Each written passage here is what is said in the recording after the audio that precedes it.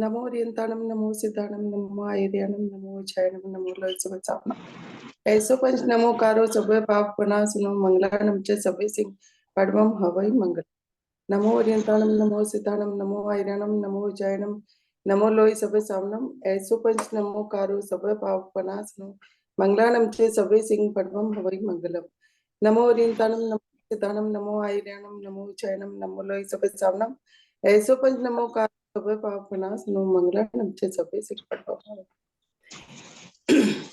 एक छोटा सा भजन ले रही हूँ मैं।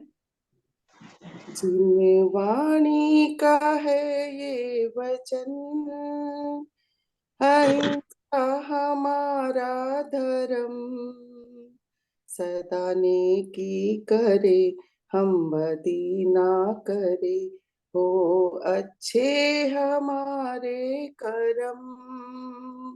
जिन वाणी का है ये वचन, ना बुराई किसी की करें, बुरे कर्मों से बच के रहें, हो दिलों में वया ना करे हम बुरा, सच की राहों में हम भी चलें, इसलिए ही मिला है जन्म, है अहिंसा हमारा धर्म, सदा नेकी करे हम बदी ना करे, हो अच्छे हमारे करम।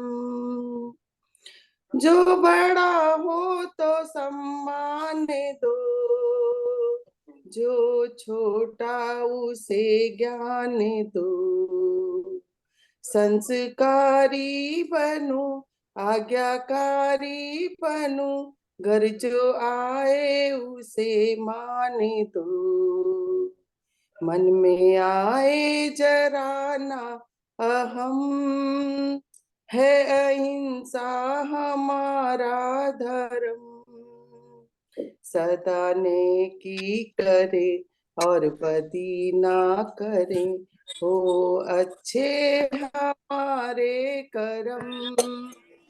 जिन वाणी का है ये वचन।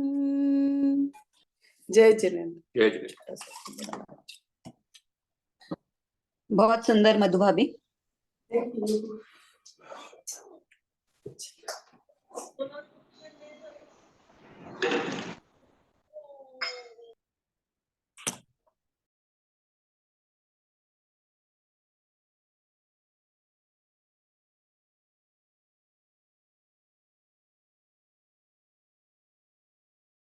अदर जी आप म्यूट पे हैं, आपकी आवाज नहीं आ रही। पंच परमेष्ठी भगवान के चरणों में कोटि कोटि भाव वंदन। सभी को जय जिनेन्द्र। उत्तरायण सूत्र की हमारी जो श्रृंखला चल रही है उसमें लास्ट सेशन में हमने 29वां अध्ययन सम्यक तो पराक्रम नाम का ये अध्ययन पूरा किया था। अब 30वां अध्ययन है जिसका नाम है तव मग्गम, अर्थात तपो मार्ग। मतलब ये ऐसा मार्ग है, ये तपस्या का मार्ग है, ये मोक्ष मार्ग है और शास्त्रकार भगवंत हमें इस तपस्या के मार्ग पर या जो मार्ग हमको मोक्ष में लेकर जाएगा, मोक्ष मुक्ति प्रदान करेगा, उसमें पुरुषार्थ करने का संकेत दे रहे हैं। इसमें 37 गाथा है, 37 गाथा है। शुरू करते हैं। अब पहले गाथा में उन्होंने शास्त्रकार ने बताया है कि राग द्वेष से जो कर्म जीव ने उपार्जित किए हैं उन कर्मों को तपस्या के माध्यम से ही क्षय किया जा सकता है। और जो भिक्षु या जो साधु और अपेक्षा से श्रावक भी, तो मुख्य रूप से जो भिक्षु या जो साधु जिन तपस्या के माध्यम से अपने किए हुए कर्मों का क्षय करते हैं, उन कर्मों से मुक्त होते हैं, वे तपस्या का जो मार्ग है वो मैं तुम्हें बताऊंगा, वो तुम ध्यान से सुनो। ये हुआ पहली गाथा का भावार्थ। अब दूसरी और तीसरी गाथा में भगवान फरमा रहे हैं कि तपस्या करने के पहले ये अनिवार्य है कि हम नए आते हुए कर्मों को रोके।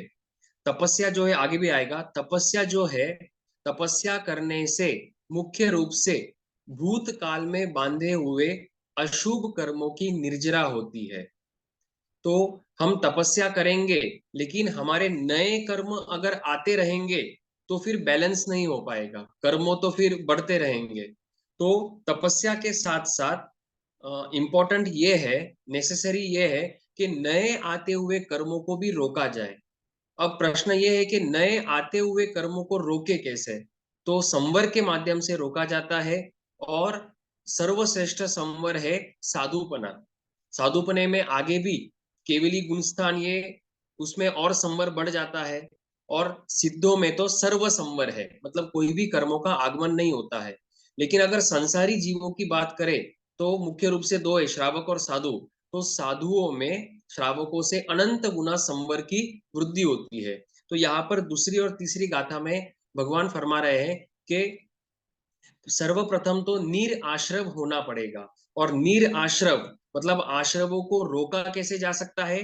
5 महाव्रतों से, 5 समिति, 3 गुप्ती, अर्थात अष्ट प्रवचन माता।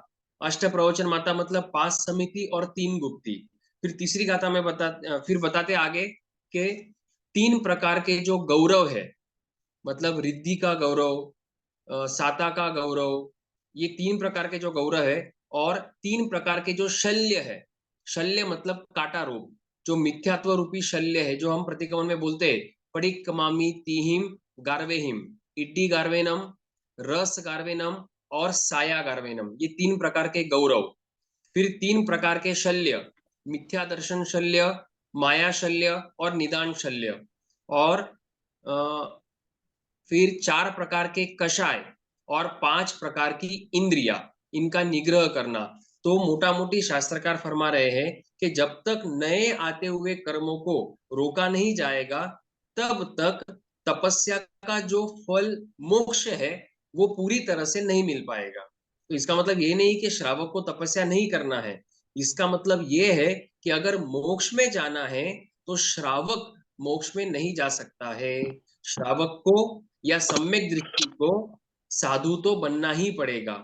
और साधु बनना मतलब 7वां 6ठा गुणस्थान है, 6ठा और 7वां गुणस्थान, उससे भी काम नहीं चलेगा। साधु को फाइनली शपक श्रेणी चढ़ना ही पड़ेगा, मतलब 8वां गुणस्थान, 9वां, 10वां, यावत 14 तक जाएंगे और फिर मोक्ष को प्राप्त करेंगे। तो पहले नए आते हुए कर्मों को रोकना है। फिर चौथी गाथा में बताते हैं कि अगर कोई व्यक्ति या जो व्यक्ति, ये ऊपर बताए हुए जो गुण थे, साधु के गुण थे, तो अभी तक मतलब जब तक ये साधु के गुण नहीं थे तब तक आश्रव चालू था, और उस आश्रव के कारण से कर्मों का बंध हुआ। अब बंधे हुए कर्मों को कैसे खपाना है? तो पहले गाथा में भी बताया कि आगे जो तपस्या का मार्ग बताया जाएगा, उसी मार्ग से भूतकाल में बांधे हुए कर्मों को खपाया जाएगा। तो इससे ये भी स्पष्ट हो जाता है कि जीव नए कर्म कैसे और कब बांधता है। जीव जब अपने 5 इंद्रियों को खुला छोड़ देता है, 4 कषायों पर नियंत्रण नहीं करता है, मन वचन और काया के जो योग है उसको कंट्रोल नहीं करता है, तब वो नए और प्राह्य कर कर अशुभ कर्मों का ही बंध करेगा। और फिर वे अशुभ कर्म जब उदय में आएंगे तो नरक, तिर्यंच, निगोद आदि आदि स्थानों में जाना पड़ता है। मनुष्य भव भी अगर मिल जावे तो धर्म की प्राप्ति नहीं होगी, या अनुकूल सहयोग नहीं मिलेंगे, पुण्यवानी कम होगी, आदि आदि दुख उसको भोगना पड़ता है। ठीक है, तो इसमें 2 बातें हो गई कि पहले तो अनाश्रव बनना है, और फिर तपस्या के द्वारा भूतकाल में बांधे हुए कर्मों को खपाना है। फिर एक उदाहरण के द्वारा समझाते हैं 5वीं और 6ठी गाथा में कि एक तालाब है जो पानी से भरा हुआ है, और उस तालाब में नया पानी भी आ रहा है। अब उस तालाब में रहे हुए पानी को खाली कैसे किया जाएगा या खत्म कैसे करेंगे? तो पहला पॉइंट है कि नए आते हुए पानी को बंद करना है, उसके द्वार को बंद करना है। फिर उस तालाब के अंदर जो पानी है उसको बकेट से निकालकर या मोटर पंप से निकालकर बाहर फेंकना है। और तीसरा है कि सूर्य जो है सन, तो सनलाइट से या हीट से वो पानी ऑटोमेटिक सूखता जाएगा। तो इस तरह से वो तालाब में रहा हुआ पानी सूख जाएगा। तो पहला बताया कि नए आते हुए पानी को रोकना है, इसका मतलब है कि आते हुए आश्रव को रोकना है। दूसरा बताया कि बकेट से उस पानी को धीरे धीरे बाहर निकालना है, अर्थात तपस्या कर कर भूतकाल में बांधे हुए कर्मों को खपाना है। और तीसरा बताया कि जो सूर्य का ताप है, हीट है, उससे वो पानी सूख जाएगा। उसी तरह साधना करते समय जो परिशह और उपसर्ग सामने आएंगे उसको समभाव से सहन करने से अनंत अनंत कर्मों की निर्जरा होती है।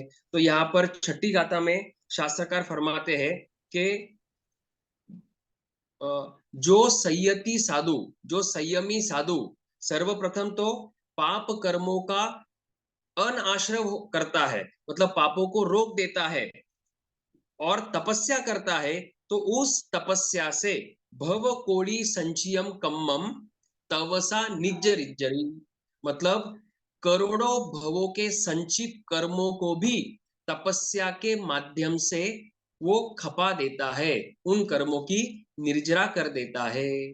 अब हम जानते हैं भगवान महावीर स्वामी के मोटा मोटी 27 भव हमारे सामने है, 26 और 25। 25वें भव में, मतलब नंदन मुनि के भव में, भगवान महावीर स्वामी ने के जीव ने लगभग 11,56,000 के आसपास मासखमन की तपस्या करी थी। कितने मासखमन किए? 11.5 लाख झाजेरी। इतने मासखमन करने के बाद भी 27 भव में भगवान महावीर स्वामी के दीक्षा लेने के बाद अनेक उपसर्ग और परिशह आए। तो क्या जब फिर मासखमन किया था तब कर्मों की निर्जरा नहीं हुई? तो शास्त्रकार फरमाते हैं अनंत कर्मों की निर्जरा हुई, करोड़ों के बांधे हुए, करोड़ों भवों के बांधे हुए कर्मों की निर्जरा हुई। लेकिन कुछ कर्म ऐसे थे जो गाढ़ बांधे हुए थे, निकाचित बांधे हुए थे, मतलब बांधते समय बहुत तीव्रता थी, तीव्र कषाय था, इसलिए तपस्या से वो हो सकता है कि थोड़े ढीले पड़े हो, लेकिन पूरी तरह से वे खत्म नहीं हुए, निर्जरा नहीं हुई। तो भगवान महावीर स्वामी के जीव को भी 27 भव में किए हुए कर्मों को तो भुगतना ही पड़ा है। तो ये उदाहरण से शास्त्रकार समझा रहे हैं कि पहले अनाश्रव, मतलब आते हुए कर्मों को रोकना है, फिर तपस्या के द्वारा पूर्वकृत कर्मों की निर्जरा करनी है, और साधना करते समय जो भी अनुकूल और प्रतिकूलता आवे, अनुकूलता को भी समभाव से सहन करना है और प्रतिकूलता को भी समभाव से सहन करना है, इससे कर्मों की निर्जरा होगी। भगवान महावीर स्वामी ने सोचा कि मैं जो आर्य क्षेत्र में विचरण कर रहा हूं उससे मेरे अधिक कर्मों की निर्जरा नहीं हो रही है। तो वे भगवान महावीर स्वामी विचरण काल में, मतलब जब छद्मस्त थे, अभी तक केवल ज्ञान नहीं हुआ है, तो उसमें वे 2 बार अनार्य देश में विचरण किया। और अनार्य देश अर्थात, अनार्य अर्थात जहां पर धर्म को समझा नहीं जाता है, जहां पर विवेक नहीं होता है, सत असत बुद्धि का की समझ नहीं होती है, तो फिर वहां के लोगों ने कुत्ते छोड़े, बुक्के मारे, पत्थर फेंके, आदि आदि उपसर्ग भगवान, परिशह भगवान को दिए हैं, उपसर्ग दिए हैं। तो भगवान ने कर्मों को सहन कर खपाने के लिए परिशह को सहन किया है। अब आगे हम जानते हैं कि निर्जरा तपस्या से होगी, और निर्जरा अर्थात बांधे हुए कर्मों को आत्मा से दूर करना, उसको निर्जरा कहते हैं। उसका माध्यम है 12 प्रकार की तपस्या। तो इसी अध्ययन में बताते हैं, और अन्य आगमों में भी आता है कि 12 प्रकार की तपस्या बताई है, उसको 2 विभागों में विभाजित किया हुआ है। 6 प्रकार की जो तपस्या है वो बाह्य बाह्य तपस्या कहलाती है, और रहे हुए जो 6 प्रकार की तपस्या है वो अभ्यंतर तपस्या कहलाती है। तो बाह्य तपस्या 6 प्रकार की हुई और अभ्यंतर तपस्या 6 प्रकार की हुई। अब इसको बाह्य और अभ्यंतर ऐसा विभाजन क्यों किया गया है? तो गुरु भगवंत और शास्त्रकार का, टीकाकारों का कहना है कि बाह्य तपस्या अर्थात वो ऐसी तपस्या है जिसका असर शरीर के ऊपर पड़ता है, ये एक कारण हुआ।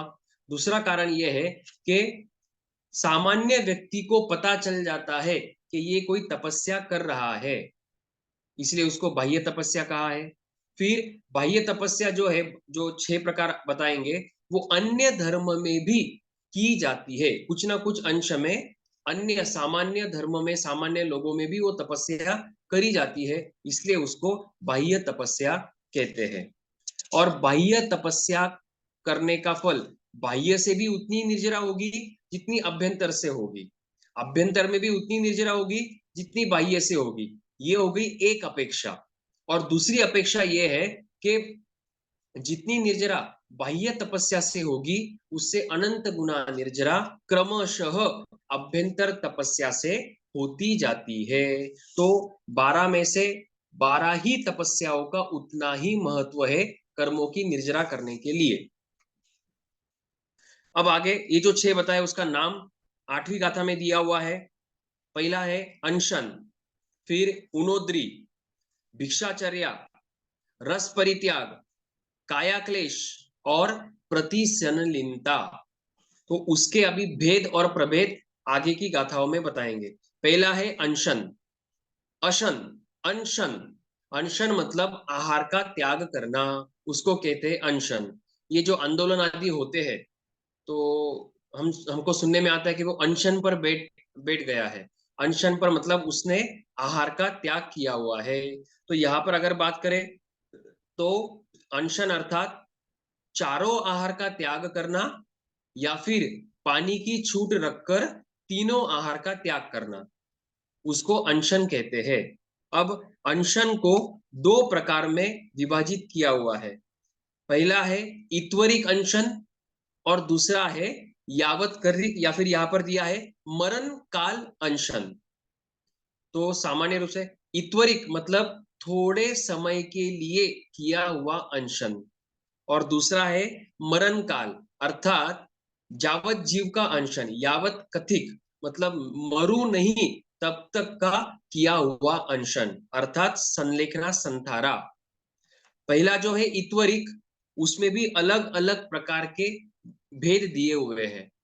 ईत्वरिक अनशन अर्थात अलग अलग प्रकार की तपस्याएं। वो तपस्याएं शुरू होती है नवकारसी से लेकर तो पोरसी, 1.5 पोरसी, 2 पोरसी, एकासन, ब्यासन, एकलठाना, आयम्बिल, निवी, उपवास, फिर बेला, तेला, चोला, यावत 6 महीने तक अलग अलग तीर्थंकरों के शासन में अलग अलग उत्कृष्ट प्रकार की तपस्या होती है। महावीर स्वामी की के शासन की बात करें तो अभी वर्तमान में उत्कृष्ट रूप से 6 महीने की तपस्या हो सकती है। कितने महीनों की? 6 महीने की तपस्या हो सकती है। तो ये जो सब प्रकार है वो ईत्वरिक अनशन के प्रकार है, नवकारसी से लेकर तो 6 महीने के उपवास तक। और उसको फिर उन्होंने 6 प्रकार से दिया हुआ है। श्रेणी तप, प्रतर, श्रेणी, प्रतर, आगे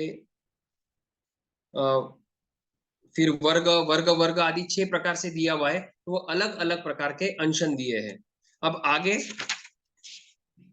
मरणकालिक अनशन जो है अर्थात संलेखना संथारा, वो तो एक बार संलेखना संथारा का पचकान लेने के बाद आहार नहीं कर सकता है।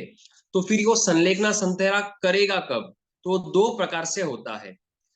पहला, एक तो कोई उपसर्ग आ जावे, जैसे हम जानते हैं आगमों में आया है अरहनक श्रावक, जो नाव में थे, देवता पूर्व भव का वेरी देवता आया और उपसर्ग देने लगा, तो अरहनक श्रावक ने नाव में ही अनशन स्वीकार किया। और उनका अनशन कैसा था कि अगर मैं उपसर्ग से बच जाऊं तो फिर अनशन पालना कल्पता है, अन्यथा जावत जीव का आहारों का त्याग है। उसी तरह का अनशन अंतगढ़ सूत्र में सुदर्शन सेठ ने किया था अर्जुन माली के सामने, वो हो गया आगार सहित अनशन। और दूसरा है बिना आगारों का, जैसे तीर्थंकरों ने संथारा लिया है, स्कंदक ऋषि ने संथारा लिया, आदि आदि जो संतों ने संथारा लिया है, 1 महीने का चलता है, कभी 15 दिन का चलता है, कभी 2 महीने का चलता है, तो उसको यावत कथिक अनशन कहते हैं और आकार रहित अनशन कहा जाता है। तो संलेखना संतारा सर्वप्रथम तो उपसर्ग उपस्थित होने पर किया जाएगा, और दूसरे प्रकार से अगर ऐसा लगे कि अभी मेरा शरीर काम नहीं कर रहा है और ज्यादा जीने की आकांक्षा भी नहीं है, तो उस समय पर संथारा किया जाता है। जैसे स्कंदक ऋषि है, उन्होंने सोचा कि मैंने तपस्या से, या धन्ना अंगार है, बेले आदि तपस्याओं से, अनेक विविध प्रकार की तपस्याओं से मेरा शरीर क्रूश हो चुका है और खड़खड़ मतलब हड्डियों की आवाज आ रही है, तो अब मेरे लिए श्रेयस्कर है कि मैं यावत जीवन का अनशन स्वीकार करूं। तो इस तरह से संलेखना संथारा किया जाता है। अब उसमें भी भेद बताए हैं। कुछ संथारे, मुख्य रूप से 3 प्रकार के संथारे हैं। पहला है भक्त प्रत्याख्यान संथारा, पहले का नाम, दूसरे का नाम है इंगित मरण, और तीसरे का नाम है पादोपगमन संथारा। पादोपगमन संथारा अर्थात जिस अवस्था में संथारा लेंगे, जिस पोजीशन में, शरीर की उसी पोजीशन में उसको रहना पड़ेगा। वो हलन चलन नहीं कर पाएगा, करवट नहीं ले पाएगा, अर्थात बॉडी के कोई भी प्रकार के मूवमेंट्स नहीं कर पाएगा, और किसी से सेवा भी नहीं लेगा। उसको कहते हैं पादोपगमन अनशन। जो भगवती सूत्र में ताम्ली तापस का वर्णन आता है, जो ताम्ली तापस बेले के पारने बेला करते थे, छठ के पारने छठ, और ऐसा उन्होंने 60,000 वर्षों तक किया, और फिर बाद में वो दूसरे देवलोक के इंद्र बने हैं। अभी वर्तमान में वो दूसरे के इंद्र है। तो ताम्ली तापस ने भी पादोपगमन संथारा किया था। ये हुआ पादोपगमन। और पहले के दो जो है भक्त प्रत्याख्यान और इंगित मरण, इन दोनों में हलन चलन कर सकते हैं। पादोपगमन संथारे में हलन चलन या काया की कोई भी चेष्टा नहीं कर सकते हैं। तो इस तरह के वे भेद दिए हुए हैं। और 2 प्रकार से बताया हुआ है, निर्हारिम और अनिर्हारिम। मतलब 2 प्रकार से कैसा होगा कि अगर कोई साधु गांव के बाहर, नगर के बाहर जाकर जंगल में या फिर पर्वत के ऊपर या गुफाओं में संथारा लेता है और वही काल करता है, तो फिर उसके शरीर की आगे कोई क्रिया करनी नहीं पड़ेगी। तो वो कहता है, उसको कहते हैं अनिर्हारिम। और कोई साधु नगर में ही, गांव के अंदर, उद्यान में ही या उपाश्रय के अंदर ही संथारा लेते, वहीं पर काल करते हैं, तो उनके शरीर की आगे कुछ क्रिया करनी पड़ेगी, या पहले के जमाने में जंगल आदि में जाकर परठाना पड़ेगा। उसको कहते हैं निर्हारिम। तो 2 प्रकार हुआ, अनिर्हारिम और निर्हारिम। ठीक है। तो इस तरह के भेद अनशन तपस्या के किए हुए हैं। अब ये जो 12 प्रकार की तपस्या है, उसमें से एक प्रकार हमारा पूरा हुआ, वो है अनशन। अनशन 2 प्रकार से है, इत्वरिक थोड़े काल के लिए, और यावत कथिक जावत जीव के लिए। इत्वरिक में अलग अलग प्रकार की तपस्या है, नवकाशी से लेकर 6 महीने तक, और यावत कथिक में 3 प्रकार के संथारों का वर्णन दिया हुआ है। अब ये जो भी 12 प्रकार की तपस्याएं है, ये समझ पूर्वक तपस्या होनी चाहिए। चाहे आप एक नवकाशी क्यों ना करो, लक्ष्य तो मोक्ष का ही होना चाहिए। अगर किसी व्यक्ति का लक्ष्य संसार की उपलब्धियों को प्राप्त करना है, धन को प्राप्त करना है, शारीरिक सुख को प्राप्त करना है, शरीर को निरोगी बनाने का है, इस लोक में या परलोक में भौतिक सुखों को प्राप्त करने का है, तो वो तपस्या उस जीव को मोक्ष की प्राप्ति नहीं कराएगी। ठीक है। तो हम कोई भी धर्म की क्रिया करें, सर्वप्रथम रिक्वायरमेंट है कि हम सम्यक दृष्टि हो। सम्यक दृष्टि अर्थात सम्यक्त्व को प्रकट करना, और सम्यक्त्व का अर्थ है जैसा भगवान ने फरमाया है, मैं उसके ऊपर श्रद्धा करता हूं, प्रतीति करता हूं और रुचि करता हूं, और मेरी बुद्धि का उपयोग न करते हुए जैसा भगवान ने कहा है उसी को सत्य, यथार्थ और कल्याणकारी समझता हूं। इस तरह की श्रद्धा और साथ साथ यत्किंचित आचरण भी करता है, तो फिर वो जीव सम्यक दृष्टि कहलाता है। तो कोई भी तपस्या हो या धार्मिक क्रिया हो, सम्यक्त्व सहित ही होनी चाहिए। और जैसे पहले की गाथाओं में बताया है कि तपस्या करने से करोड़ों भवों के संचित कर्मों को खपाया जा सकता है। दूसरे प्रकार का बाह्य तप है उनोद्री। पहला था अनशन, फिर उनोद्री। ऊन, ऊन मतलब थोड़ा कम, और उदर मतलब पेट। तो पेट को थोड़ा कम भरना या कम खाना, उसको उनोद्री कहते हैं। वो भी अलग अलग प्रकार से बताई हुई है। शास्त्रकार फरमाते हैं कि एक व्यक्ति का आहार 32 कवल जितना होता है। अब 32 कवल मतलब कितना? मान लो आपके 5 रोटी की एक टाइम की भूख है, तो 32 डिवाइडेड बाय 5 जितना भी आएगा उतना एक कवल हुआ। ठीक है, मतलब एक टाइम पर खाने पर, जितना खाने पर आपका पेट व्यवस्थित भर जाता है, ना कम और ना अधिक, व्यवस्थित भर जाता है, उसको शास्त्रकार 32 प्रमाण कवल आहार कहते हैं। ठीक है, अब यहाँ ये तो हो गया प्रमाणोपेत आहार, मतलब जितनी भूख थी उतना खा लिया, उसको कहेंगे प्रमाणोपेत। यहाँ पर तो तपस्या करनी है, अर्थात जितनी भूख है उतना नहीं खाना है। तो कितना कम करेंगे तो उनोद्री होगी। तो भगवान फरमाते हैं थोड़ा भी कम खाया, एक बाइट भी कम खाया, तो भगवान उसको उनोद्री तप कहते हैं। तो इस तरह से उनोद्री की भी भेद किए हुए हैं। कोई मान लो आधा ही आहार करेगा तो वो अर्ध उनोद्री हो जाएगी। फिर मान लो 75% ही आहार करेगा तो वो पाव उनोद्री हो जाएगा, मतलब 25% की उनोद्री। तो जितना कम खाएगा उतनी वो उनोद्री की तपस्या में गिना जाता है। लेकिन उसके पीछे फिर से भाव यही होना चाहिए कि मुझे भूख तो है और सामने रोटी आदि सामग्री भी पड़ी हुई है, लेकिन मुझे अब तपस्या करनी है, तपस्या का लाभ ले लेना है, इसलिए मैं आज आधी रोटी का त्याग करूंगा, एक रोटी का त्याग करूंगा। तो इस तरह से भावना जब रहती है तो फिर वो उनोद्री तपस्या गिनी जाती है। तो ये हो गए अलग अलग प्रकार की उनोद्री। अब उसमें शास्त्रकारों ने 5 प्रकार से उनोद्री बताई है: द्रव्य, क्षेत्र, काल, भाव और पर्याय। द्रव्य उनोद्री, क्षेत्र उनोद्री, काल उनोद्री, भाव उनोद्री और पर्याय उनोद्री। अब द्रव्य से उनोद्री, जैसे अभी आपको बताया कि कुछ कम खाना, वो है द्रव्य उनोद्री।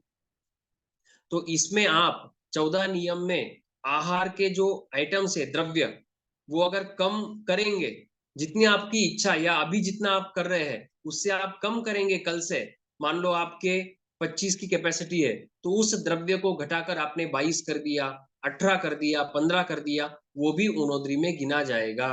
और कम खाना वो भी उनोद्री में गिना जाएगा। अब मुझे ये भाव नहीं रखना है, अनशन में भी ये भाव नहीं रखना है और उनोद्री में भी ये भाव नहीं रखना है कि मैं कम खाऊंगा या हफ्ते में एक बार उपवास करूंगा तो मैं स्वस्थ रहूंगा, मेरा शरीर निरोगी रहेगा। ये जैसे पहले और आखिरी अध्ययन में भी, आखिरी गाथा में भी बताएंगे, ये जो तपस्या है, दशवैकालिक में भी बताया है कि ये जो तपस्या है ये एकमात्र आत्मा पर लगे हुए कर्मों की निर्जरा करने के लिए है, ना कि शरीर को स्वस्थ रखने के लिए। अगर ये विचार आए कि मेरा तपस्या करने से मेरा शरीर स्वस्थ रहेगा या मैं दीर्घजीवी होऊंगा, तो फिर वो हो सकता है कि मिथ्यात्व की तरफ उसकी वो तपस्या गिनी जाएगी, फिर उसको मुक्ति का फल, मोक्ष का फल नहीं मिलेगा। ठीक है, अब यहाँ पर द्रव्य से बता दिया कि जितनी जिसकी भूख हो उससे कम खाना, वो है द्रव्य उनोद्री। फिर क्षेत्र उनोद्री। क्षेत्र उनोद्री में साधु की बात करते हैं कि साधु का आहार भिक्षा के माध्यम से होता है। उपाश्रय में अगर उनको कोई आहार लाकर देवे तो उनको वो आहार लेना भी नहीं कल्पता है, तो खाने की बात ही दूर है, खाना भी नहीं कल्पता है, और लेकर उनके पास रखना भी नहीं कल्पता है। साधु को अगर भूख लगी है, साधना करनी है, शरीर को टिकाना है साधना के लिए, तो भगवान ने विधि बताई है जिसको हम गोचरी कहते हैं या भिक्षाचर्या कहते हैं। ठीक है, तो साधु जब भिक्षा के लिए निकलते हैं तो वो क्षेत्र से उनोदरी करेंगे। तो आगे की गाथाओं में अलग अलग प्रकार के क्षेत्र बताए हैं, जैसे आज के काल में है ग्राम पंचायत का क्षेत्र है, फिर पंचायत समिति है, या कॉरपोरेशन है, म्युनिसिपैलिटी है, या जो भी अलग स्टेट्स है, अलग अलग प्रकार के स्टेट्स है, यूनियन टेरिटरी है। तो उस प्रकार से अलग अलग क्षेत्र इन गाथाओं में बताए हुए हैं। तो साधु जो है वो उनोदरी करता है क्षेत्र से, अर्थात मैं अमुक क्षेत्र में जाकर ही गोचरी लूंगा, मिली तो ठीक है, नहीं मिली तो उपास या उनोदरी कर लूंगा। ठीक है, तो अमुक अमुक क्षेत्र की मर्यादा बांधना उसको क्षेत्र उनोदरी कहते हैं। ठीक है, अब आगे द्रव्य क्षेत्र, फिर हाँ, और क्षेत्र से और एक प्रकार से बताया है 19वीं गाथा में। इस तरह से अभिग्रह करते या इस तरह से अपना नियम या सोचते हैं गोचरी जाते समय के पेटा, अर्ध पेटा आदि भेद बताए हैं। अर्थात गांव जो है या जो भी नगर है उसको 4 कॉर्नर्स में डिवाइड किया, और मान लो कि स्क्वायर है तो उसके 4 कॉर्नर्स है, तो पेरीमीटर जो है, पेरीमीटर मतलब पेरीफरी, बस उसी में जाकर 4 लाइंस जो बनेगी, पेरीमीटर जो बनेगा उसी में गोचरी लेना, ये हो गया एक प्रकार की क्षेत्र उनोदरी। फिर दूसरा बताया है अर्ध पेटा। पहला जो था वो चारों कॉर्नर में जाकर लेना है, अब अर्ध पेड़ा मतलब सिर्फ 2 लाइंस में, स्क्वायर में 4 लाइंस होते हैं, अब अर्ध पेड़ा में 2 लाइंस में, उसी लाइन में जाकर भिक्षा लेना है। फिर आगे बताया गोमूत्रिका मतलब बेल, चलता हुआ बेल, चलते हुए अगर वो टॉयलेट करेगा तो उसके वो जो आकार बनेगा, चलते हुए बेल का मूत्र, उसका जो आकार बनेगा उस आकार से मतलब उस डायरेक्शन से डायरेक्शन के घरों में जाकर गोचरी लेना, उसको कहते हैं गोमूत्रिका। फिर आगे बताया पयंग विया, अर्थात पतंगिया की समान। पतंगिया मतलब एक कीड़ा होता है चौरेंद्रिय, जो बीच बीच में चमकता है, अर्थात कुछ घर छोड़कर अमुक घर लेना, फिर वापस कुछ घर छोड़कर अमुक घर लेना, इस तरह का नियम किया जाता है, उसको क्षेत्र उनोदरी कहते हैं। और आगे है मतलब शंख के समान, शंख में जिस तरह से आवर्त होते हैं, ठीक है, उस तरह से गांव के अंदर से निकलकर बाहर की तरफ जाते हुए गोचरी लेना, और बाहर से निकलकर अंदर की तरफ आते हुए गोचरी लेना। तो जाते समय और आते समय इस तरह से 2 प्रकार से ये शंखावर्त बताया हुआ है। तो इस तरह से क्षेत्र से उनोदरी की जाती है। ठीक है, अब आगे है द्रव्य क्षेत्र, फिर काल, काल की मर्यादा करना है। दिन के 4 प्रहर है, दिन में ही गोचरी जाना है और दिन में ही आहार करना है। तो दिन के जो 4 प्रहर है उसमें जिस प्रहर में जाने का नियम किया है उसी प्रहर में जाना, और उस प्रहर में मिले तो ठीक है, अन्यथा उपास आदि करना है। या मान लो कि ये नियम कर ले कि तीसरे प्रहर में ही गोचरी जाना है, या फिर आगे की गाथा में बताया कि इस तरह का नियम करे कि तीसरे प्रहर के भी 4 विभाजन करे, तीसरे प्रहर का भी 4 विभाजन करे, और 4 विभागों में से चौथे विभाग में ही गोचरी को जाना है। तीसरा प्रहर मतलब मान लो कि 10 बजे तक पहला प्रहर पूरा हुआ, 1 बजे तक दूसरा प्रहर पूरा हुआ, और 4 बजे तक तीसरा प्रहर पूरा हुआ। तो 1 बजे से लेकर तो 4 बजे तक मतलब 3 घंटे हुए, 3 घंटे के 4 विभाग करना मतलब 45 मिनट्स। तो 2:15 बजे से लेकर तो 4 बजे तक गोचरी जाना है, और उसी टाइम में गोचरी लेकर आ जाना है। तो इस तरह की काल की मर्यादा करना उसको काल से उनोदरी कहा जाता है। फिर आगे है भाव उनोदरी। भाव उनोदरी, इसका मतलब विविध प्रकार के जो अभिग्रह किए जाते हैं कि मैं, या मूल पाठ में दिया हुआ है, स्त्री होगी तो उसी से आहार ग्रहण करूंगा, पुरुष होगा तो पुरुष से ही आहार ग्रहण करूंगा, अलंकार सहित होगी या होगा तो उससे आहार ग्रहण करूंगा, अलंकार रहित होगी तो उससे आहार ग्रहण करूंगा, इस तरह का अभिग्रह करना उसको भाव उनोद्री कहते हैं। और अलग अलग प्रकार से, कोई अमुक उम्र वाले होंगे या वयोवृद्ध होंगे, उसी से ग्रहण करूंगा, या बच्चा होगा तो उसी से ग्रहण करूंगा। तो इस तरह से अलग प्रकार के भाव का अभिग्रह करना भाव उनोद्री कहा जाता है। क्योंकि अगर वैसा अभिग्रह पूरा ना हो या वैसी परिस्थिति ना हो तो फिर वे आहार नहीं ले सकते हैं। तो अगर पूरा आहार नहीं मिला है तो उनको उपवास भी हो सकता है, तो वो भाव उनोद्री में आता है। और पांचवा जो भेद बताया है वो पर्याय उनोद्री, मतलब द्रव्य, क्षेत्र, काल, भाव, इन चारों को एक साथ करे तो वो पांचवा भेद हो जाएगा, अर्थात पर्याय उनोद्री। तो पहला भेद हुआ हमारा अंशन, दूसरा हुआ उनोद्री। उनोद्री में हमने 5, अंशन में हमने 2 भेद देखे थे, इत्वरिक और यावत कथी। उनोद्री में 5 भेद, द्रव्य, क्षेत्र, काल, भाव और पर्याय। ठीक है, अब आगे, अब देखो इनसे हमको शिक्षा लेनी है कि हम कितना आहार करते हैं। पहले तो भगवान कहते हैं आहार करना ही पाप है।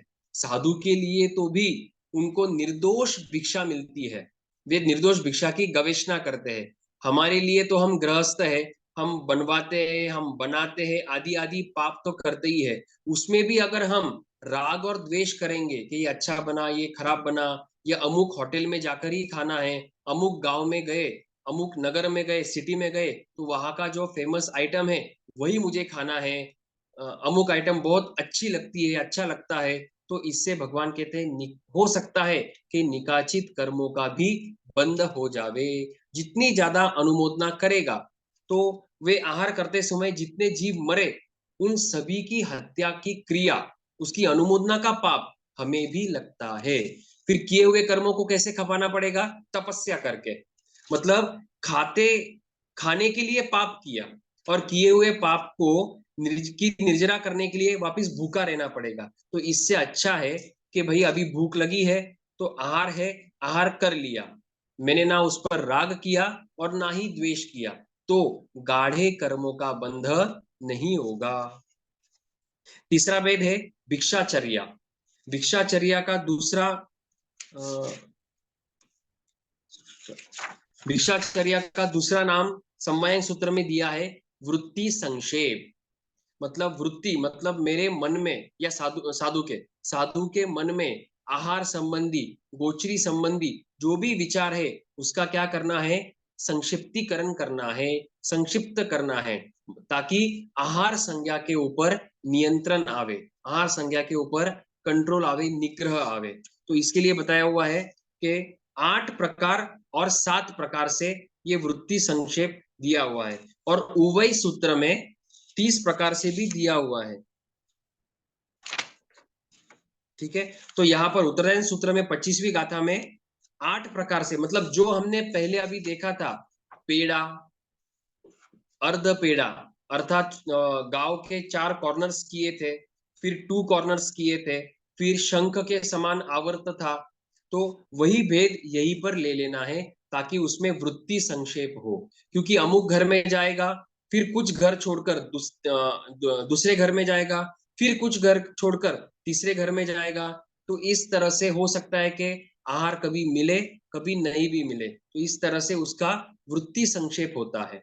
और 7 प्रकार की जो ऐषणा बताई है उसके कुछ अर्थ ऐसे है कि भाई जो आहार देने वाला गृहस्थ है उसके हाथ वो आहार से भरे हुए हो तो वैसे व्यक्ति से ही आहार लेना, ये हो गया पहला प्रकार। दूसरा प्रकार है उसके हाथ भरे हुए नहीं होने चाहिए तो उसी से आहार लेना।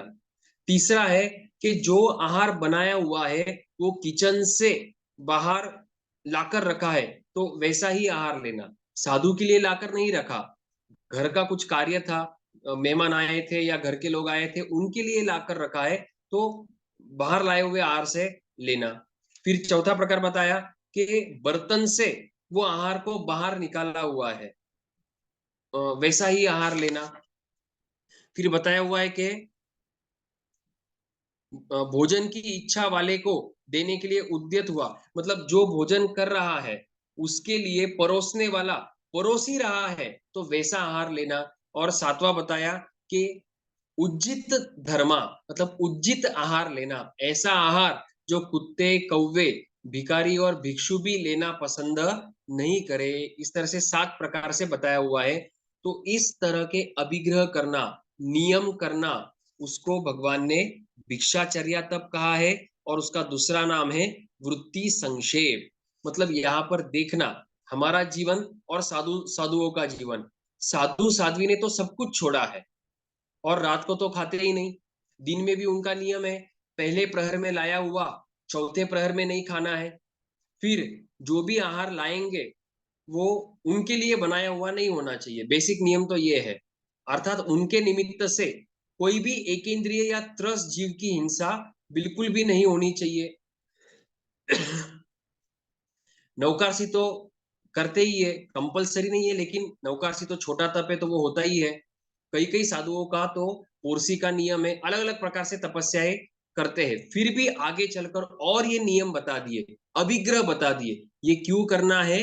ताकि भूतकाल में बांधे हुए कर्मों की निर्जरा हो सके। और निर्जरा करने का अभी जो हमारे ये 3 भेद देखे उसमें ये सब आहार संबंधी है। और चौथा भेद भी जो आएगा, चौथा भेद है रस परित्याग। पहला है अनशन, फिर उनोद्री, तीसरा है भिक्षाचर्या और चौथा है रस परित्याग। मतलब आहार है तो आहार में रस रहेगा।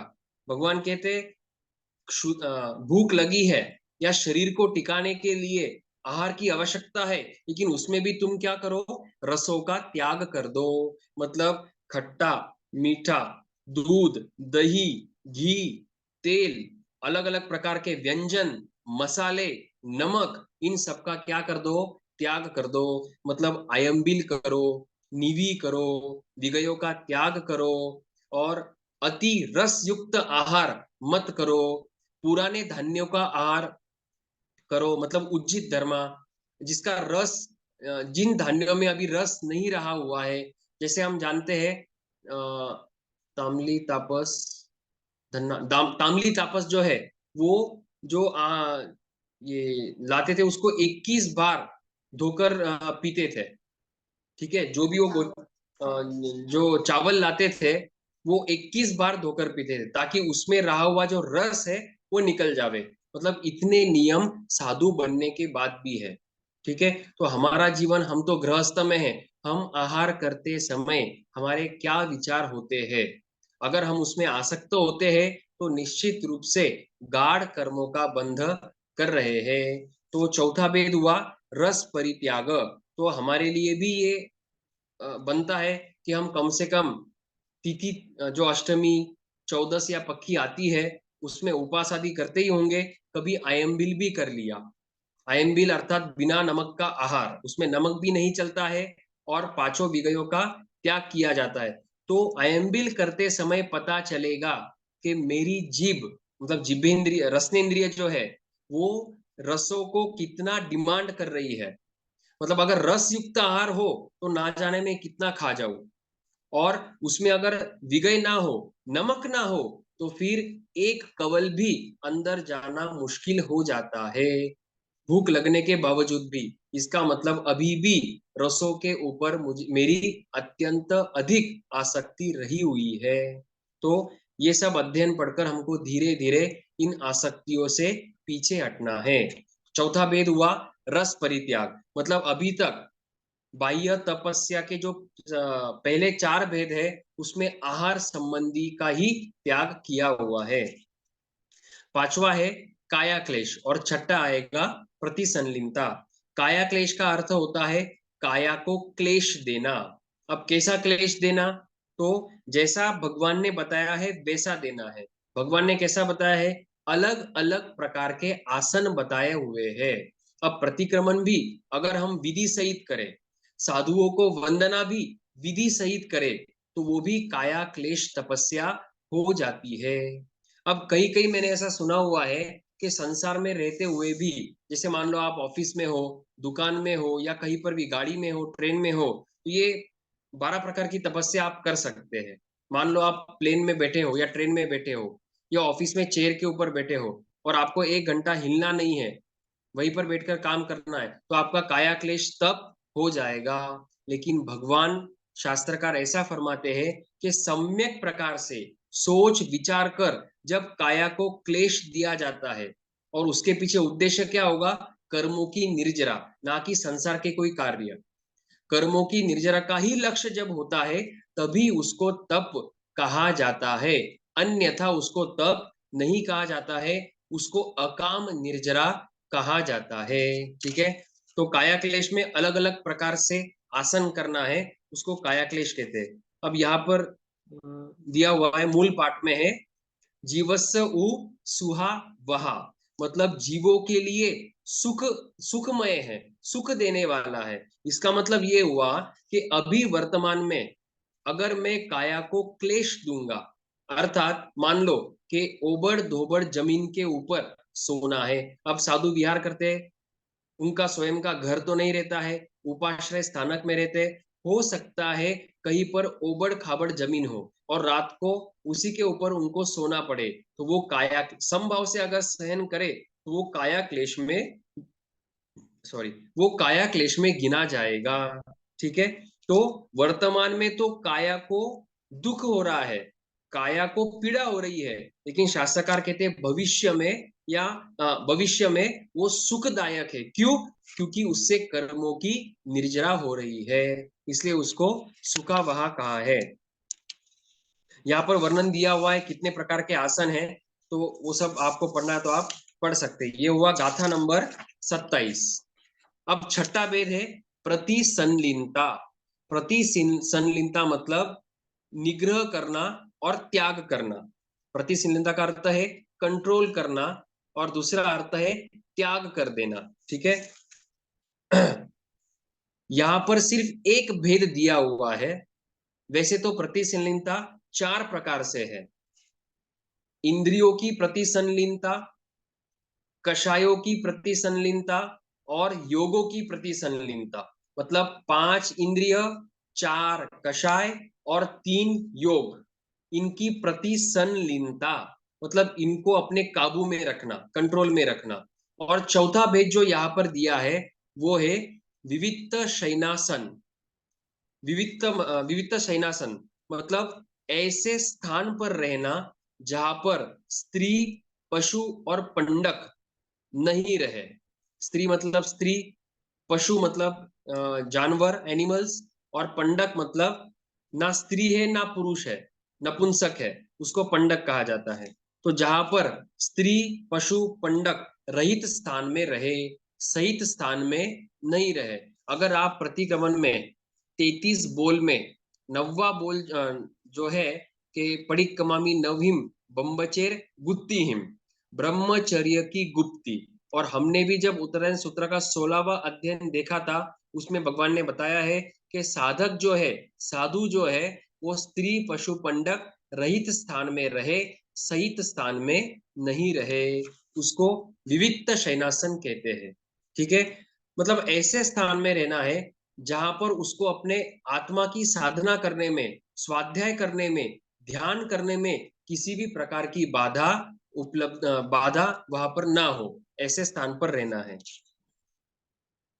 ठीक है, अब आगे है, इस तरह से ये 6 बाह्य तप हुए।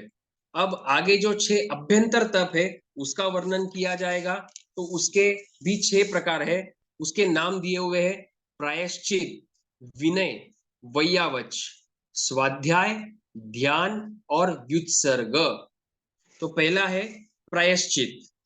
प्रायश्चित 10 प्रकार के बताए हुए हैं। यहाँ पर उन्होंने सिर्फ 10 प्रकार है ऐसा बता दिया है, डिटेल में यहाँ पर नहीं दिया है, अन्य आगमों में उसका डिटेल में वर्णन आता है। 10 प्रकार से है, जैसे मान लो पहला है आलोचना, दूसरा है प्रतिक्रमण। आलोचना मतलब निंदा करना, दोषों को व्यक्त करना। दूसरा है प्रतिक्रमण, मिच्छामि दुक्कडम देना। तीसरा है तदुभय, मतलब आलोचना भी करना और प्रतिक्रमण भी देना। चौथा है विवेक, मतलब त्याग करना, जो छोटे मोटे त्याग किए जाते हैं।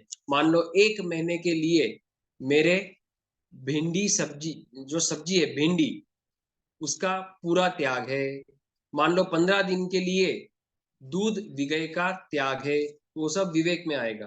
फिर कायोत्सर्ग, जो हम प्रतिक्रमण में भी पांचवा आवश्यक है कायोत्सर्ग, वो भी एक प्रकार का प्रायश्चित है, जिसमें 4 लोगस 12 लोगस आदि अपनी अपनी परंपरा के अनुसार अलग अलग प्रकार के लोगस किए जाते हैं। फिर छठा है तपस्या, विविध प्रकार की तपस्या। मान लो कोई दोष लग गया, जो व्रत लिए थे उसमें दोष लग गया, और फिर मैंने गुरु भगवंतों से उसकी आलोचना करी। अगर दोष बड़ा है, दोषों के स्तर को देखकर गुरु भगवंत प्रायश्चित देते हैं, तो उस प्रायश्चित में नवकारसी, पोरसी, उपवास, 2 उपवास आदि इस तरह से होता है, उसको तपस्या कहते हैं।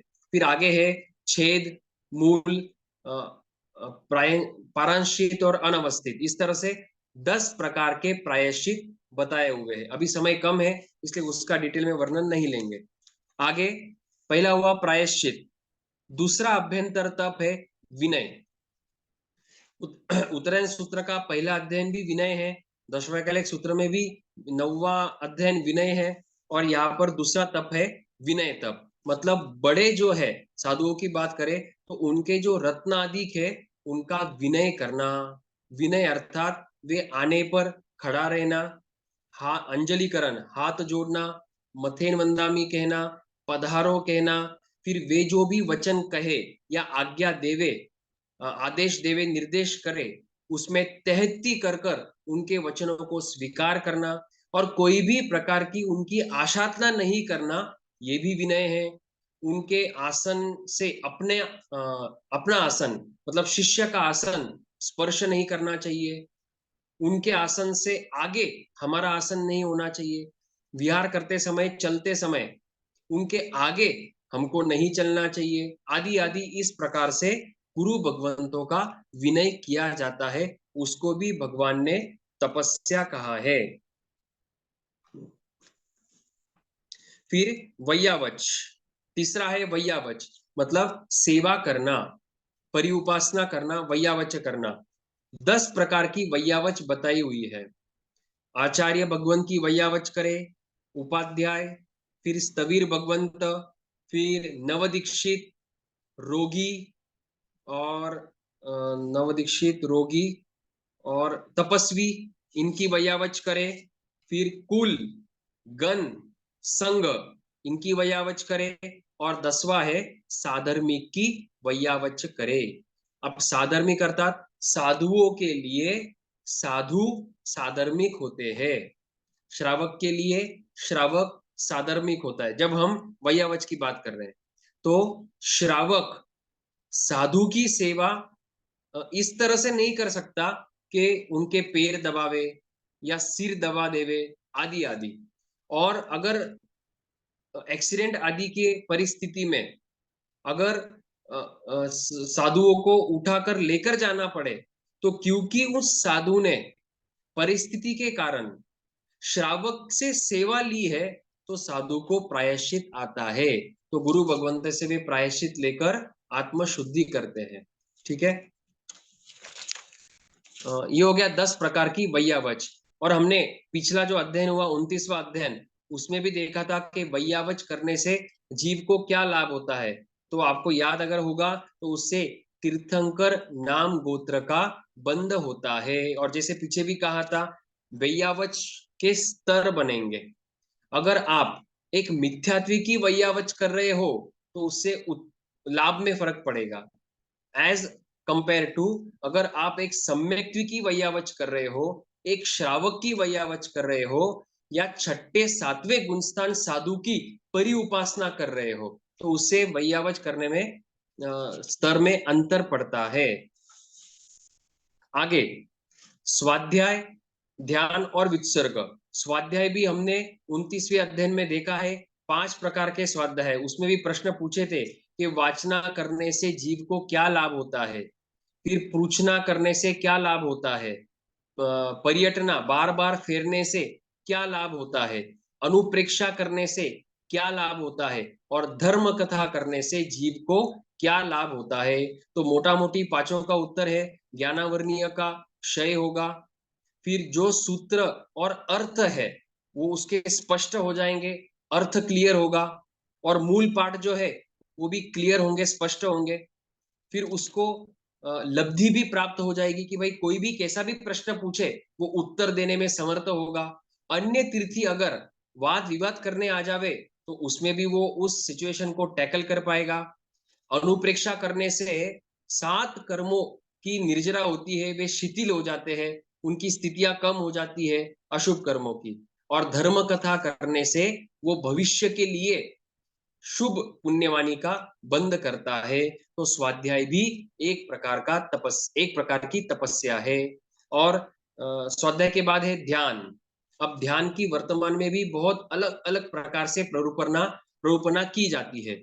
आगम में, जैन आगम में ध्यान मुख्य रूप से 4 प्रकार के बताए हैं: आर्त ध्यान, रौद्र ध्यान, धर्म ध्यान और शुक्ल ध्यान। आर्त ध्यान मतलब मुझे जो अच्छा लगता है वो मेरे पास रहे, जो मुझे बुरा लगता है वो मेरे से दूर हो जावे, रोग मेरे से दूर हो जावे और भौतिक सुख सामग्री मुझे प्राप्त हो। ये अर्थ ध्यान है। रौद्र ध्यान मतलब हिंसा, झूठ, चोरी आदि रौद्र ध्यान कहा जाता है। तो ये दोनों ध्यान अशुभ ध्यान है। फिर शुभ ध्यान आता है तीसरे नंबर का, धर्म ध्यान। धर्म ध्यान में भगवान ने क्या कहा है उनकी आज्ञा पर चिंतन करना, विचार करना, वो धर्म ध्यान कहलाता है। 4 गति के स्वरूप का चिंतन करना वो धर्म ध्यान कहलाता है। मेरे जीवन में जो अलग अलग प्रकार से प्रसंग बनते हैं वो मेरे ही किए हुए कर्मों का फल है, वो चिंतन करना वो धर्म ध्यान कहलाता है। और वर्तमान में मैं कैसे कर्म कर रहा हूं और भविष्य में फिर वे कर्म कैसे उदय में आएंगे, इसका चिंतन करना भी धर्म ध्यान है। फिर और अलग अलग प्रकार से बताया हुआ है। और शुक्ल ध्यान जो है वो शपक श्रेणी में, उपशम श्रेणी और शपक श्रेणी में होता है, मतलब 8वें गुणस्थान से ऊपर होता है। तो जैन आगम में, जैन शास्त्रों में ये 4 प्रकार के ध्यान है। प्रथम 2 अशुभ ध्यान है और आखिरी के 2 शुभ ध्यान बताए हुए हैं।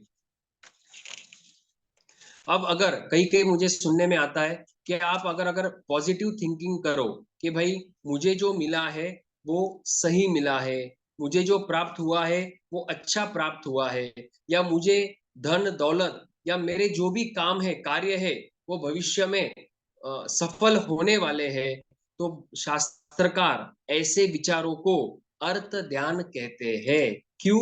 क्योंकि आप ये सोच रहे हो कि मेरा शरीर स्वस्थ रहे, धन की प्राप्ति हो, आदि आदि पौद्गलिक विचार कर रहे हो, तो वो अर्थ ध्यान में गिना जाएगा।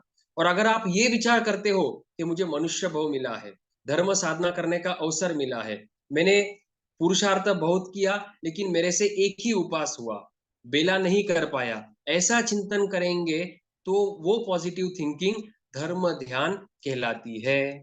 और 12वें नंबर का तप है व्युत्सर्ग। व्युत्सर्ग अर्थात छोड़ देना, पूरी तरह से त्याग कर देना। तो उसके भेद भी यहाँ पर दिए हुए।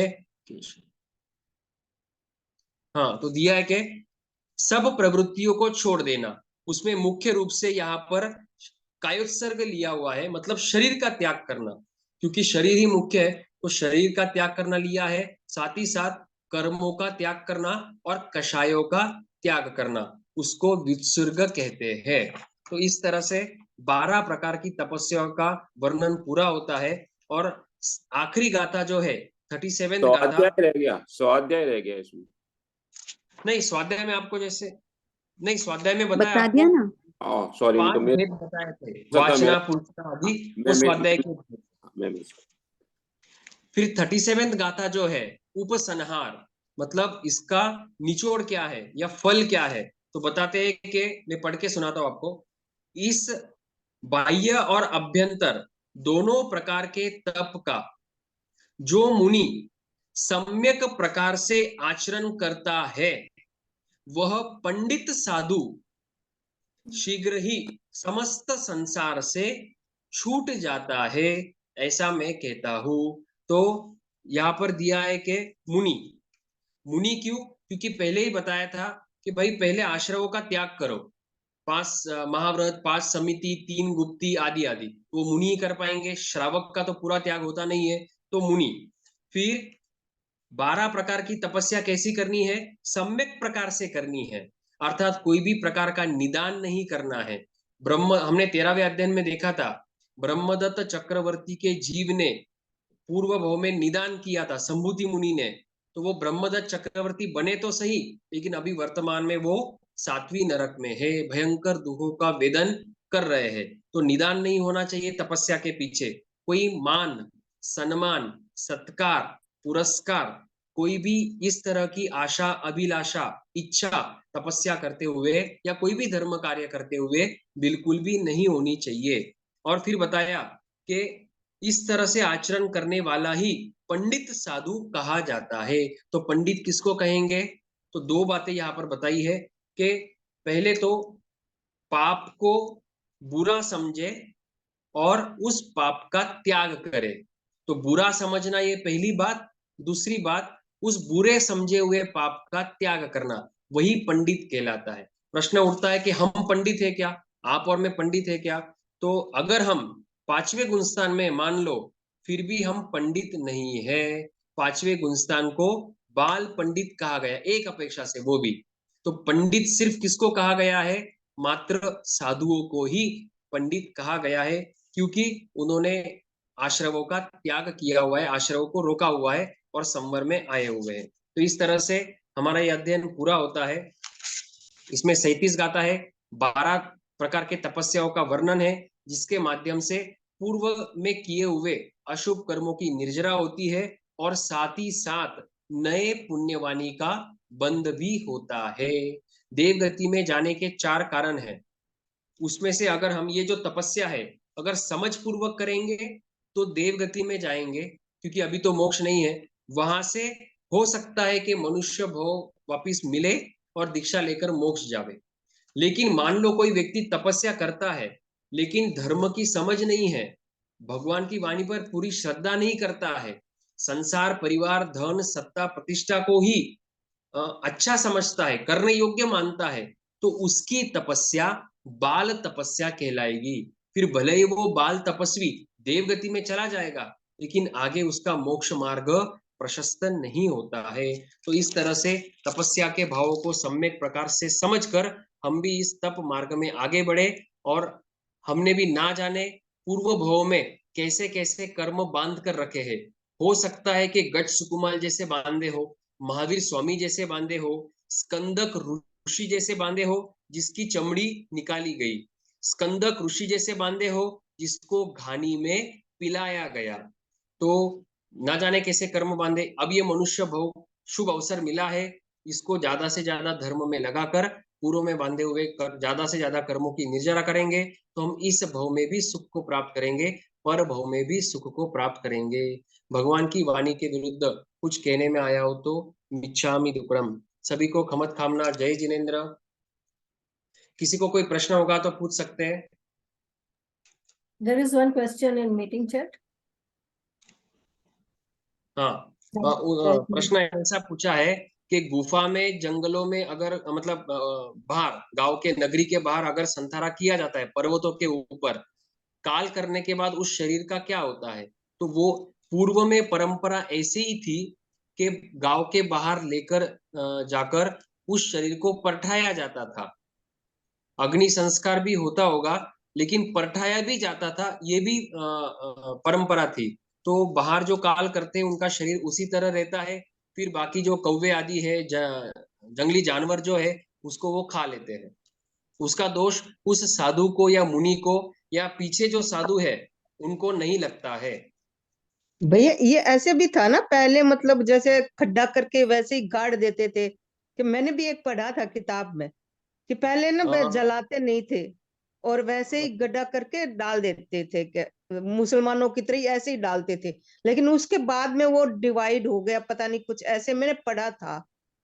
नहीं, गाड़ने का तो ऐसा सुना नहीं है, जलाने की पूर्व परंपरा भी है, क्योंकि तीर्थंकरों का जब वर्णन आता है, तीर्थंकर भगवान काल करने के बाद उनके शरीर को ये जो देवता है, तो वायु कुमार, अग्नि कुमार भी आते हैं और अग्नि कुमार जलाते हैं, वायु कुमार उसमें हवा प्रक्षिप्त कर और उस अग्नि को बढ़ाते हैं। तो सभी तीर्थंकरों का यही यही विधि दी हुई है। इसका मतलब पूर्व परंपरा जलाने की भी थी और बाहर जाकर परठाने की भी थी।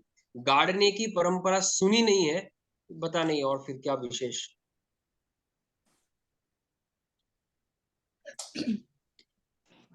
और एक प्रश्न था मेरा कि जैसे आपने बताया अर्णक श्रावक ने यह निश्चय किया था कि जब तक उपसर्ग है तब तक वो आहार पानी का त्याग रखेंगे, हाँ और उपसर्ग टल जाएगा फिर वो खाएंगे।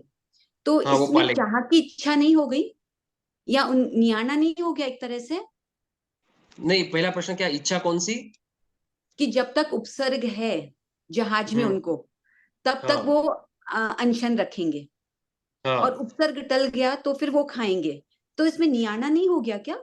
नहीं, संथारा की जो विधि है वो ऐसी है कि पहले तो 12 साल, उत्तरायण सूत्र के 36वें अध्याय में दिया है कि पहले 12 साल शरीर को अलग अलग प्रकार की तपस्या करके शरीर को क्रूश करना होता है। अगर हम अभी स्वस्थ है और अभी जावत जीव का अनशन कर लेंगे, संथारा ले लेंगे, तो शायद उतनी शक्ति ना हो और वो आगे हो नहीं पाएगा। तो संथारा जो है वो एक तो उपसर्ग परिचय में लिया जाता है, और दूसरा ये पता चल जावे कि अभी मेरी उम्र कम है या ज्ञानी बता देवे तो संथारा लिया जाता है।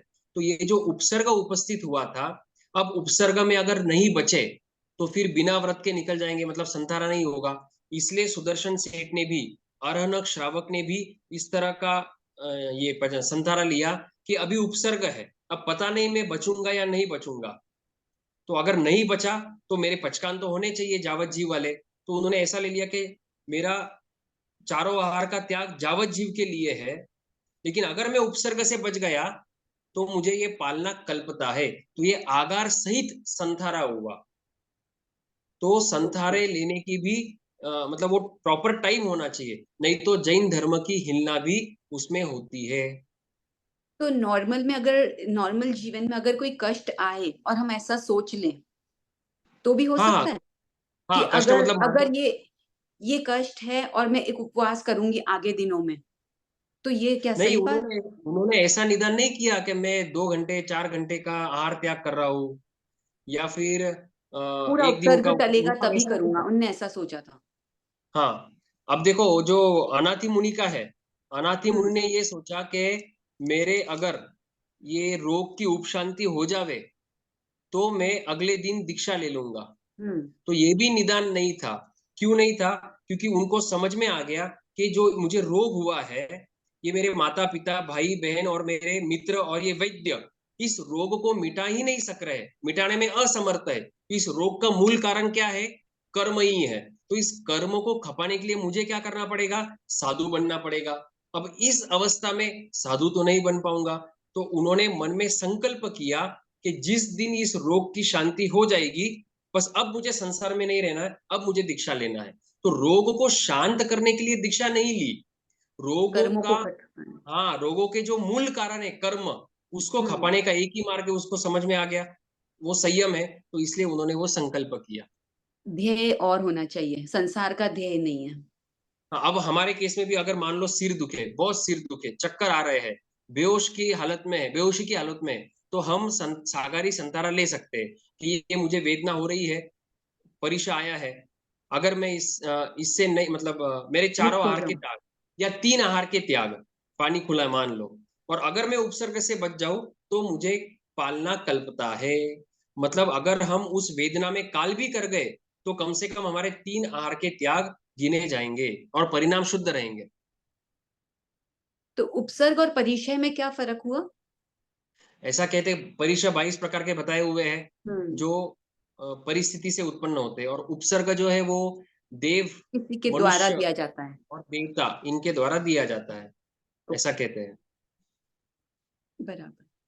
एक प्रश्न और, कि नॉर्मल में हम साधु संतों की, आचार्य उपाध्याय की कैसे वैयावृत्य कर सकते हैं? जैसे आपने एक्सेप्शन तो बताया, एक्सीडेंट के टाइम अगर वो जरूरत पड़े तो वो एक रूप हाँ, है, और अन्य प्रकार क्या हो सकता है? साधुओं के लिए अलग बात होगी। साधु साधु जो है वो तो आचार्य उपाध्याय साधु की सेवा कर सकते हैं।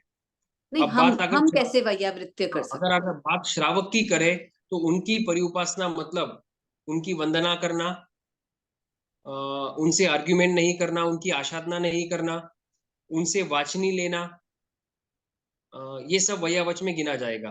गोचरी में उनको दोष नहीं लगाना, उनको गोचरी बहराना, फिर हाँ गोचरी बहराना, गोचरी के घर दिखाना, रहने का स्थान बताना, विहार और ये सेवा, सब करते, हाँ विहार सेवा है, ये सब करते हुए कोई भी दोष नहीं लगाना। मोबाइल है, फोन है, इलेक्ट्रॉनिक आइटम है, या आगे बता दिया भाई साधु संत आने वाले, पानी बना के रखो, आहार बना के रखो, इस तरह की प्रवृत्ति नहीं करना। तो ये वैयावच गिना जाएगा। अगर मान लो हमको पता चल गया कि अमुक व्यक्ति ने ये सब बना के रखा है साधु के निमित्त से, और साधु ने प्रश्न पूछे, श्रावक ने तो झूठ बोल दिया, अब साधु को समझ में नहीं आ रहा है और साधु लेने लग गए, तो हम साधु को चेता सकते हैं कि नहीं ये सदोष है, विनय पूर्वक हम चेता सकते हैं। तो वो कभी भी अंतराय भी तो हो गई है, लेते हुए को नहीं, रोक दिया अंतराय हमने। नहीं, अंतराय नहीं। अब जब नेमिनाथ भगवान ने ढंडन मुनि को कहा कि ये तुम्हारे लब्धि का नहीं है, तो ढंडन मुनि ने आहार नहीं किया, तो क्या नेमिनाथ भगवान को अंतराय लगेगी? नहीं। जब गुरु भगवान शिष्य को कहते कि उपास के पारना मत करो, बेला कर लो, तो साधु गुरु को अंतराय नहीं लगती है। वो तो कर्मों की निर्जरा के लिए बता रहे, भाव क्या है उसके ऊपर डिपेंड है। जैसे किसी को जमीकंद का त्याग है और उनकी हाँ। थाली में आ गया, वो खाने लगे और हमने कहा इसमें तो जमीकंद है, खाते खाते रोक दिया, तो अंतराय नहीं लगती? नहीं, बिल्कुल भी नहीं। कोई साधु तो संत ऐसे पचकान भी देते तो उनको भी अंतराय नहीं है, और ऐसी प्रवृत्ति में भी कोई अंतराय नहीं लगती है। उल्टा वो सेवा हुई, धर्म की प्रभावना हुई, उस व्यक्ति को स्थिर करना हुआ, आदि आदि गुण ही है उसमें, अवगुण नहीं है। ओके। एक लास्ट प्रश्न, प्रायश्चित का हाँ। आपने 10वां भेद क्या बताया था? पारंशित, पारंश्य, 9th हाँ, तो था, अनवस्थित, और लास्ट 10वां अनवस्थित, भेद, हाँ? अनवस्थित, अनवस्थित और प्रायश्चित, हाँ। पारंशित। 9th और 10th में ये है। एक मिनट मैं देख लेता हूँ वापिस।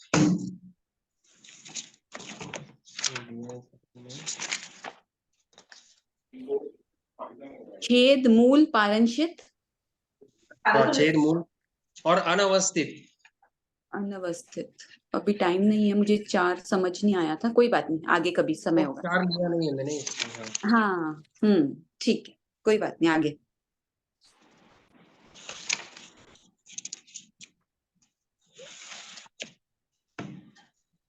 Thank you. और कोई प्रश्न? हेलो, जय जिनेन्द्र साहब। जय जिनेन्द्र। जैसे संवर होने से फिर निर्जरा समय के साथ अपने आप हो जाती है क्या?